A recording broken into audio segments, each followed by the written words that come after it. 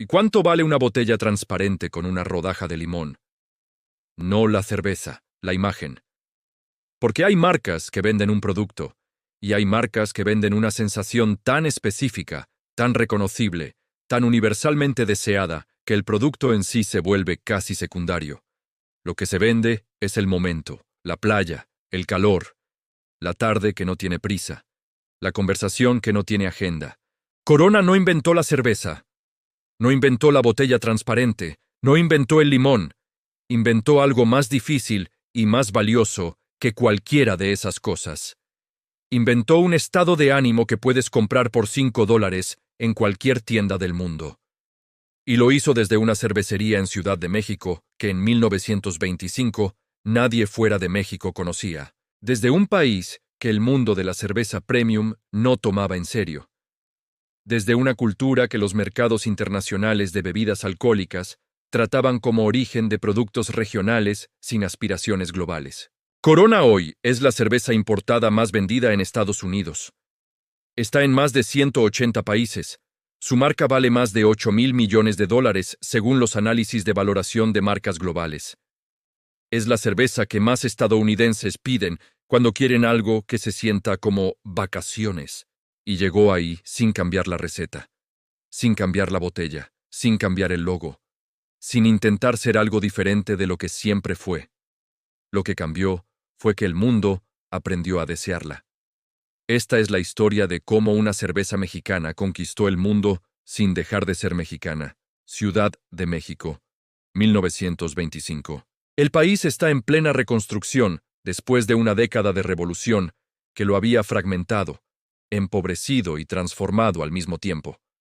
México, de 1925, es un país buscando su identidad moderna, que todavía no sabe completamente qué quiere ser, que tiene las cicatrices de la violencia y la esperanza de que algo nuevo puede construirse sobre ellas. En ese contexto, el Grupo Modelo funda una cervecería en la Ciudad de México con el objetivo de producir cerveza para el mercado nacional.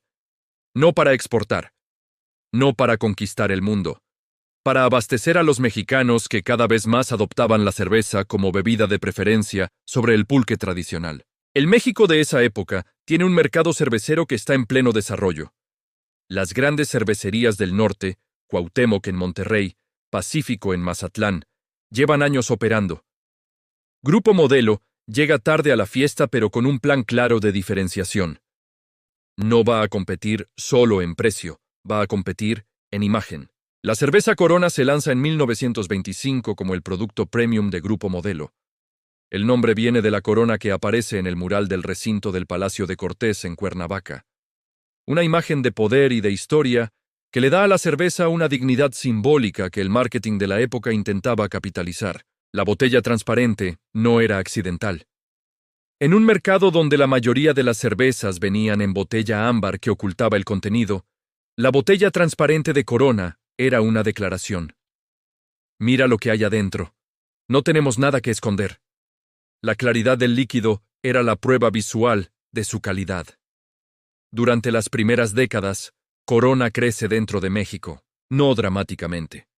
No con la velocidad que caracterizaría su expansión internacional décadas después, pero consistentemente, construyendo una base de consumidores mexicanos que la identifican con cierta aspiración, con la idea de que cuando la situación lo permite, cuando hay algo que celebrar, Corona es la cerveza correcta. Esa asociación con la celebración, con el momento especial, con la categoría de lo que se merece cuando las cosas van bien, sería la semilla de todo lo que vendría después. Lo que no podían anticipar en 1925 era que 40 años después, un fenómeno completamente ajeno a sus decisiones de marketing cambiaría para siempre la relación entre Corona y el mundo exterior, el turismo americano a México. Los años 60 y 70 en México son los años del desarrollo turístico. Acapulco primero, Cancún después, construido literalmente desde cero en la selva yucateca en los años 70 como proyecto de infraestructura turística del gobierno federal. Y los americanos llegaron a playas que en casa no existían, a temperaturas que en Illinois, o en Ohio, o en Minnesota, en enero, eran literalmente imposibles. a un país que era exótico pero accesible, diferente pero no tan diferente como para sentirse incómodos. Y en esas playas, en esos hoteles, en esos restaurantes frente al mar, pedían lo que veían a su alrededor. Corona, la cerveza transparente con la que los mexicanos celebraban en las playas. Que venía fría y que con el calor de Cancún o de Acapulco sabía exactamente cómo debía saber algo que te refresca en un lugar que se siente como paraíso. Los turistas americanos volvían a casa con un recuerdo, no solo de las playas, del sabor de esas playas, de la sensación específica de sostener una botella fría mientras el sol y el mar estaban frente a ti. Y cuando llegaban a su supermercado en Chicago o en Dallas y veían una botella transparente con esa corona dorada, el cerebro hacía la conexión que ningún anuncio de televisión podría haber construido con la misma eficiencia. Esto me recuerda a México, a las vacaciones, a cuando era feliz sin prisa. Cómprala. Ese fenómeno, que los marqueteros llaman transferencia de experiencia, fue el mecanismo inicial de la internacionalización de Corona.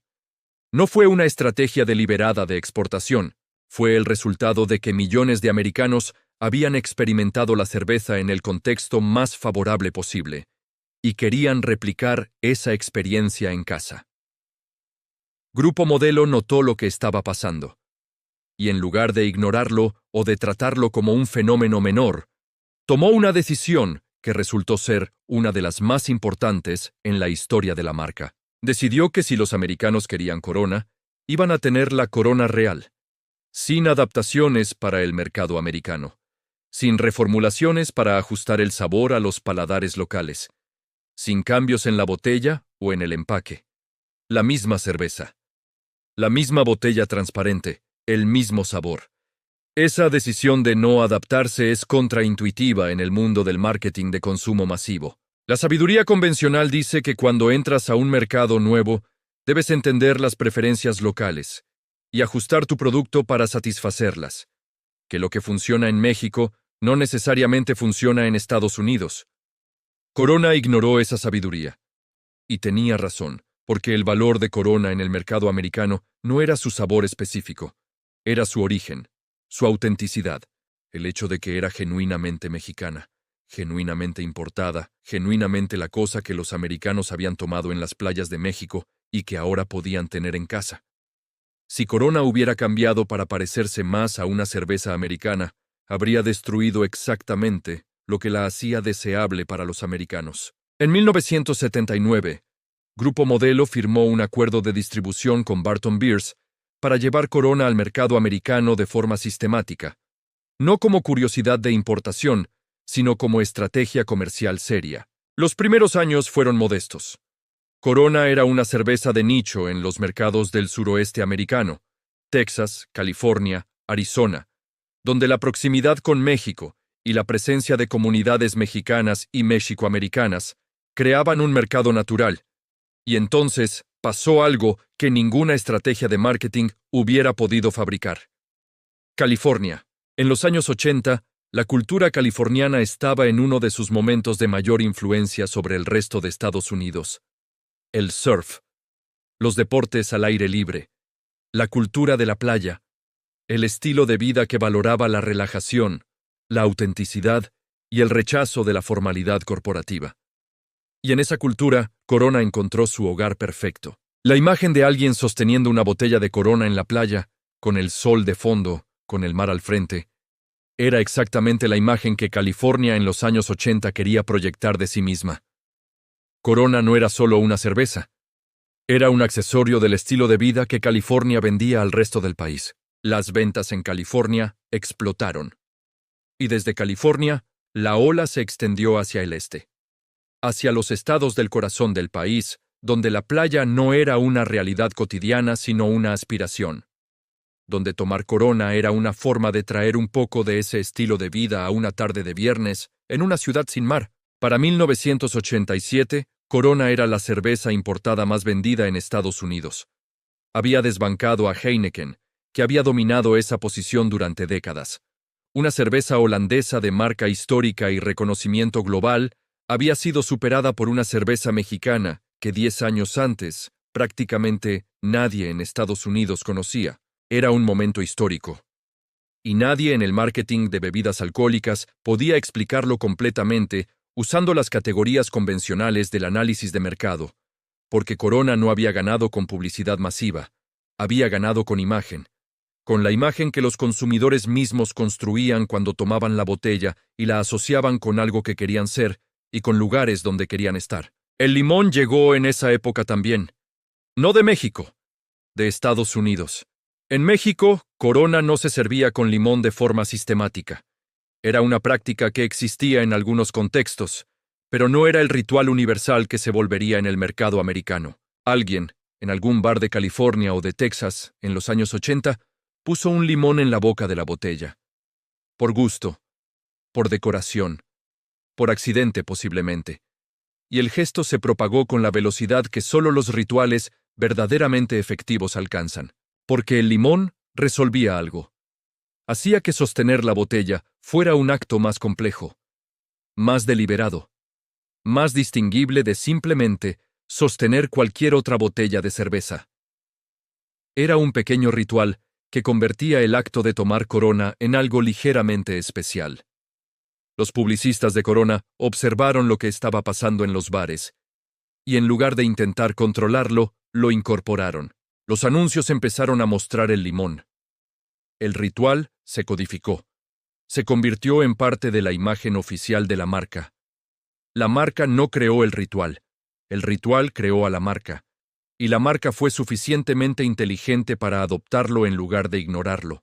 Esa capacidad de escuchar al mercado y codificar lo que el mercado estaba creando espontáneamente es una de las habilidades de marketing más raras y más valiosas que existen.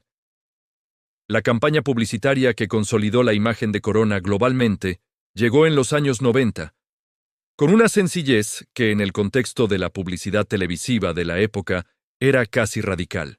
Ningún personaje famoso, ninguna historia elaborada, ningún argumento sobre ingredientes o proceso de fabricación, solo una playa, una hamaca, una botella de Corona y el sonido del mar.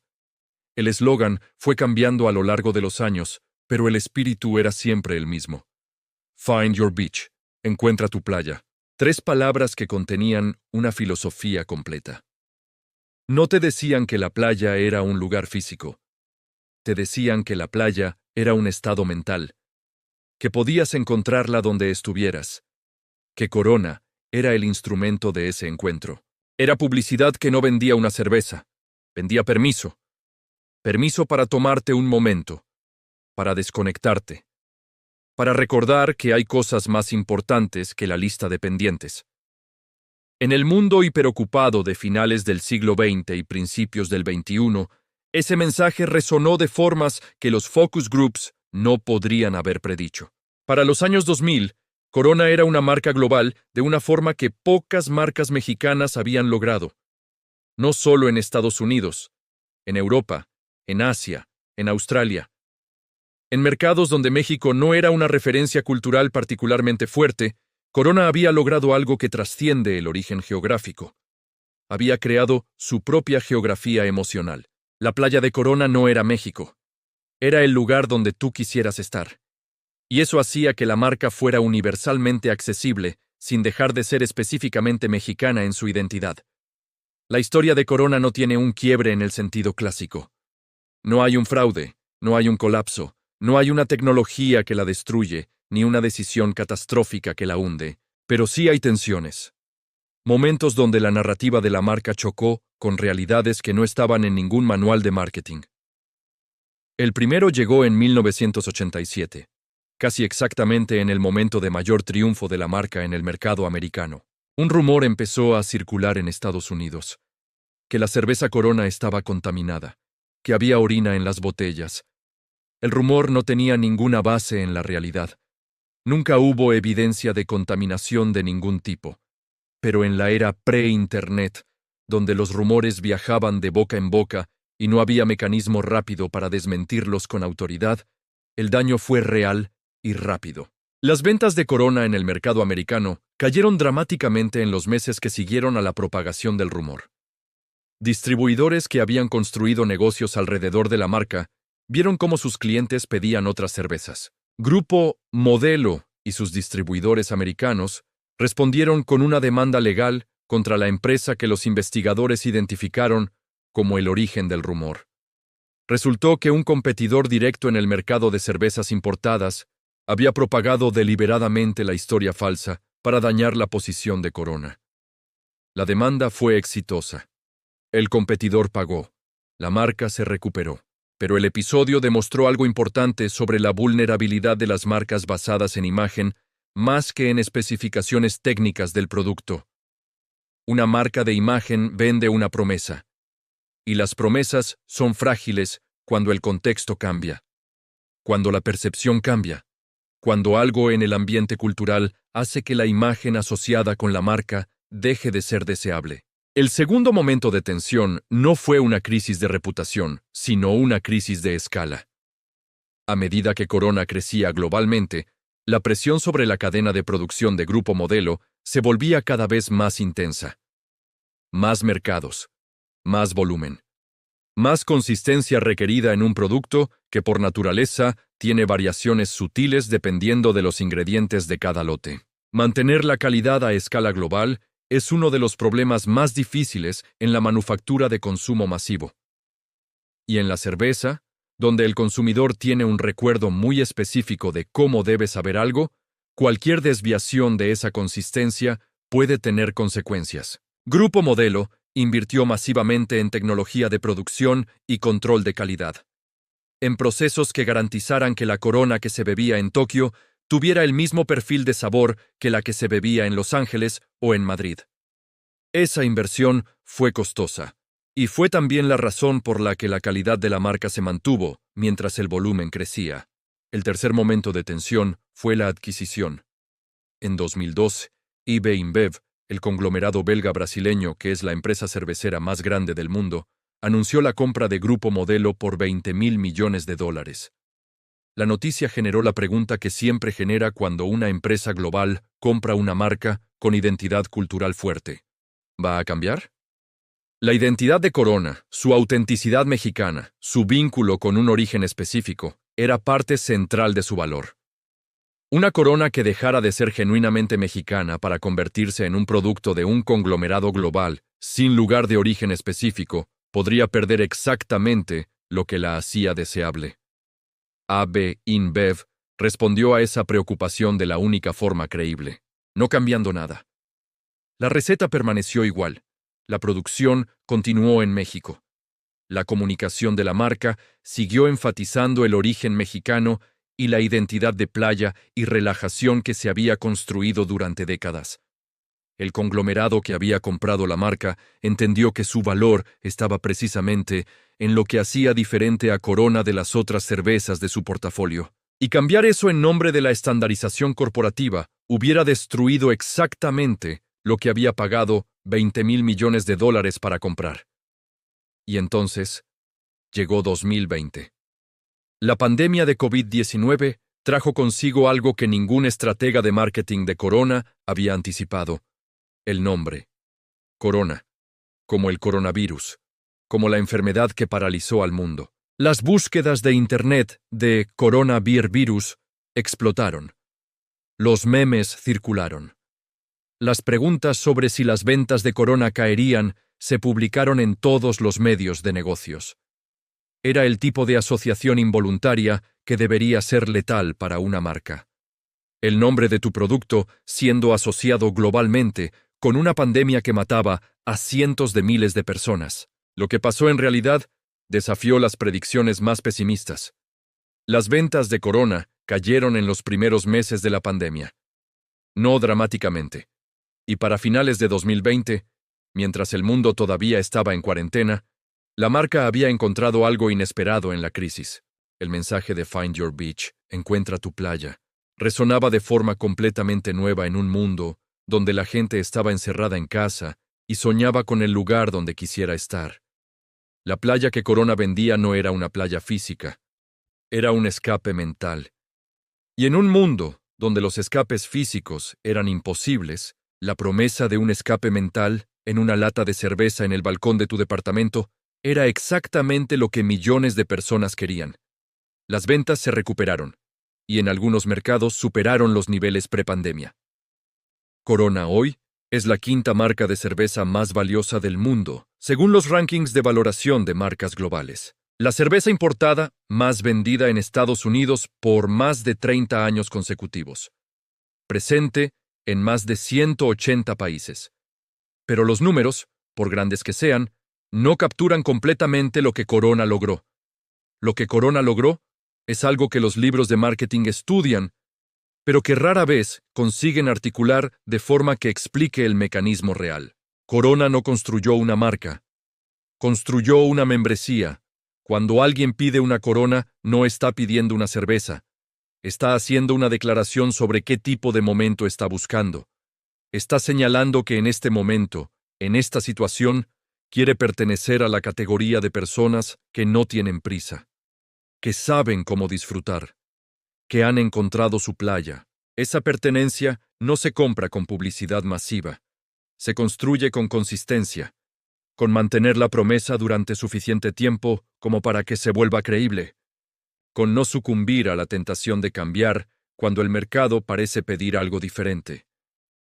Grupo Modelo y AB InBev después entendieron algo que muchas marcas globales nunca aprenden. El valor de una marca de identidad cultural no viene de adaptarse al mercado global. Viene de mantenerse fiel a sí misma mientras el mercado global aprende a desearla. Corona nunca intentó ser alemana para ganarle a Heineken.